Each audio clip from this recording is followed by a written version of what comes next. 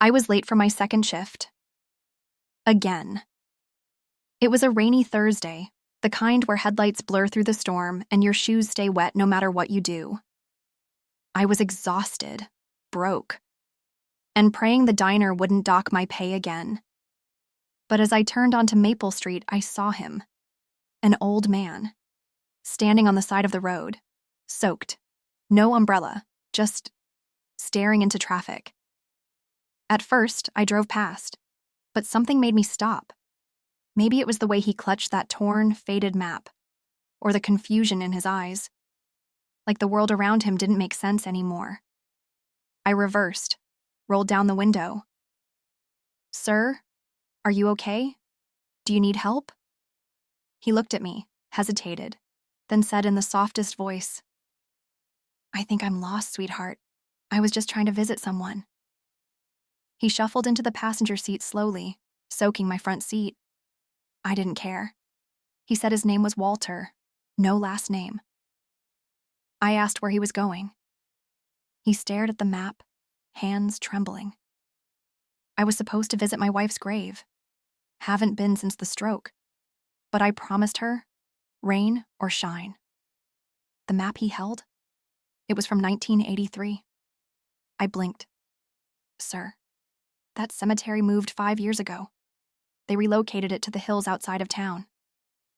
"Oh," he whispered. I must have gotten confused again. We sat in silence. His clothes dripped onto the floor mat. The heater hummed. And I realized this man could have been someone's grandfather, someone's father, and he was alone, on a highway, in a storm. I made a choice. "I'll take you," I said. "It's not far. I'll call my boss." The drive took 30 minutes. He didn't say much, just stared out the window and smiled softly when I turned up the heat. When we got to the cemetery, I helped him out of the car. His legs shook. I gave him my umbrella. We stood there together in silence, in front of a small stone that read, "Margaret A. Dawson, forever loved." Walter's hand reached into his coat. He pulled out a yellowing note. It looked like it had been folded 1,000 times. He placed it on the grave, smoothed it out, then whispered, "I didn't forget, Maggie." I made it. I turned away, pretended I wasn't crying. When we got back to my car, he touched my arm gently. "You're a good soul," he said. "You have no idea what this meant to me." I smiled. "It's nothing, really." But he insisted on writing something down, a number, said, "If anything ever happens, call this. They'll know what to do." I tucked it in my purse, honestly not thinking I'd ever use it. Then I drove him back to where I picked him up. He walked into a tiny apartment building and waved one last time.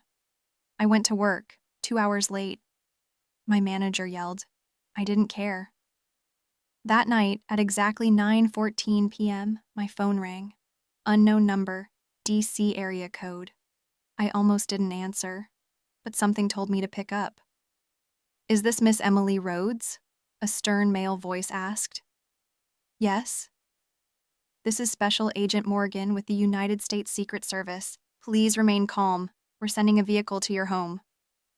I sat up straight. My heart raced. "What? Why?" "Ma'am," he said, "you gave a ride today to Walter Dawson." Yes. Is he okay?" There was a pause. "Ma'am, that man is the former Secretary of Defense. He's been missing for 2 days." 10 minutes later, 3 black SUVs pulled up outside my building. Men in suits, earpieces. The whole thing felt like a movie. One of them stepped forward, smiled. "You did a very good thing today, Miss Rhodes." They handed me an envelope. Inside, a check for $100,000, a handwritten letter, and a second piece of paper with a White House emblem. The letter was from Walter's daughter, the chief of staff to the president. It read, "My father has early dementia. He disappeared without a trace, chasing a memory. If not for you, we may not have found him in time. You reminded us of what real kindness looks like. My father is safe. And you? Your family now. 1 year later, I don't work at the diner anymore. I used that money to go back to school, got my nursing degree. Last I heard, Walter's in a quiet care home in Virginia. I still get letters from him. Every month. Same handwriting, always signed. Tell Maggie I made it. And tell Emily. Thank you again. Sometimes the smallest act of kindness opens the biggest doors. So the next time life slows you down, maybe it's trying to lead you somewhere greater. Don't ignore the rain. Don't drive past the lost soul. Stop. Listen. Care. You never know whose life you're saving, or how it might just save yours. If this story touched you, don't forget to like, subscribe, and share it with someone who believes in kindness. Love.